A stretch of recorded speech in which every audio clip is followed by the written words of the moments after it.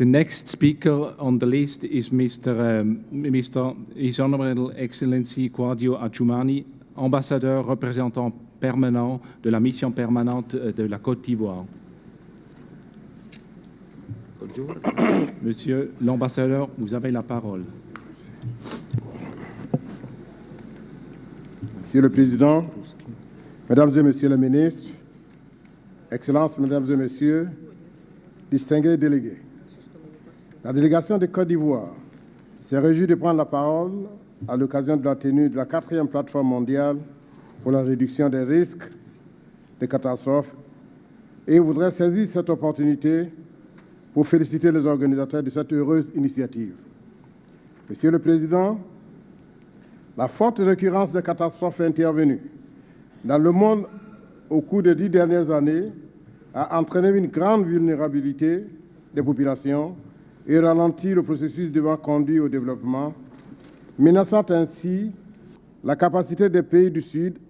à atteindre les objectifs du millénaire pour le développement. La Côte d'Ivoire, qui sort d'une crise sociopolitique déclenchée depuis 2002, est un pays vulnérable, surtout face au changement climatique, dont les impacts consistent en une érosion côtière manifeste, des inondations fréquentes, des glissements de terrain, l'émergence de certaines maladies telles que la fièvre typhoïde, une dégradation de terre et une perte de la biodiversité, mais aussi au déversement d'hydrocarbures en mer et de déchets toxiques sur terre. Aussi, face à cette situation, et malgré l'existence de quelques plans sectoriels d'urgence qui s'avèrent inefficaces, faute de moyens et de synergies, la Côte d'Ivoire s'est-elle inscrite dans la mise en œuvre du cadre d'action de Hyogo 2005-2015 qui vise à aider les nations et les communautés à devenir plus résilientes face aux aléas à travers la réduction des risques de catastrophes, RRC. Cet engagement s'est manifesté par les acquis majeurs suivants: élaboration et validation au niveau national d'une stratégie nationale et d'un plan d'action 2012-2014 de réduction des risques et de gestion des catastrophes en octobre 2011 pour un coût estimatif d'environ 3 500 000 €. Élaboration et mise en ligne des rapports nationaux de suivi de 2007-2009, 2009-2011 et 2011-2013 sur la mise en œuvre du cadre d'action de Kyoto. Création officielle de la plateforme nationale de réduction des risques et de gestion des catastrophes par décret présidentiel le 10 octobre 2012 et placée sous tutelle du Premier ministre. Lancement officiel en atelier national du 24 au 26 mai 2013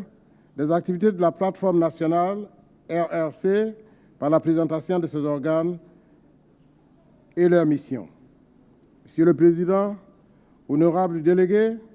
comme vous pouvez le constater, la Côte d'Ivoire vient de se doter de sa plateforme nationale RRC. C'est le lieu d'exprimer la profonde gratitude du gouvernement ivoirien, au Bureau régional Afrique, de l'ONU RCPC, au PNUD, à la CEDEAO, à l'UEMOA, à l'FAO, qui ont accompagné la Côte d'Ivoire tout au long de ce processus.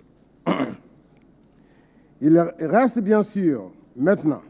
la réalisation des activités proprement dites à travers l'évaluation des risques et des mesures d'atténuation, la construction du système d'alerte précoce et la préparation à la réponse, l'éducation et la sensibilisation ainsi que la mobilisation des ressources et le renforcement des capacités nationales. C'est donc le lieu de lancer un appel à l'ensemble des partenaires au développement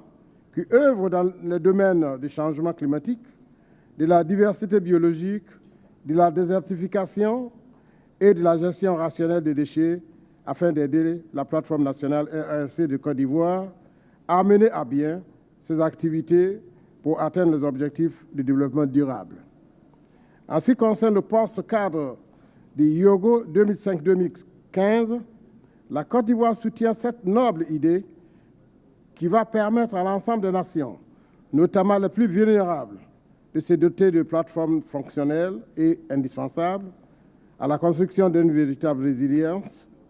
des communautés et de l'environnement. Je vous remercie pour votre aimable attention.